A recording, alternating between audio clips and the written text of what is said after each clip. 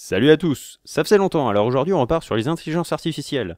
Au vu de l'échec de la précédente prédiction de notre AI en Python, qui ne permettait au final de ne trouver que la moyenne des prix, et ayant vu un commentaire sur le fait que Python c'est de la merde, nous allons donc utiliser du JavaScript pour créer une magnifique intelligence artificielle en utilisant ConvNet.js. A la base, comme son nom l'indique, ConvNet.js se spécialisait dans les convolutions LSVM. Plus récemment, il supporte le Reinforcement Learning et les régressions par SGD, les fameuses Stochastic Gradient Descent qui ont permis de donner leur première lettre de noblesse au domaine des intelligences artificielles. Notre stratégie sera simple, nous allons récupérer des données boursières d'un marché financier quelconque sans intérêt. L'apprentissage se fera à chaque itération jusqu'à i moins la profondeur de notre AI pour lui faire prédire le futur prix de l'action. Les résultats sont excellents pour la plupart des profondeurs d'apprentissage choisies. Les profondeurs 50, 20 et 10 font une bonne prédiction des tendances, mais la profondeur 5 semble avoir un peu de lag.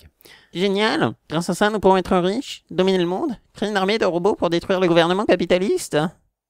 Les résultats sont trop bons, l'AI a triché. Le problème, c'est que nous avons utilisé une SGD. Ah ah, ça explique tout maintenant. Le but d'un SGD est de trouver une courbe qui correspond à l'ensemble des données en un minimum de points. Vous pouvez voir ça comme une courbe de Bézier. Une fois notre tendance de tracé, il nous faut rajouter des points pour la faire correspondre à nos données.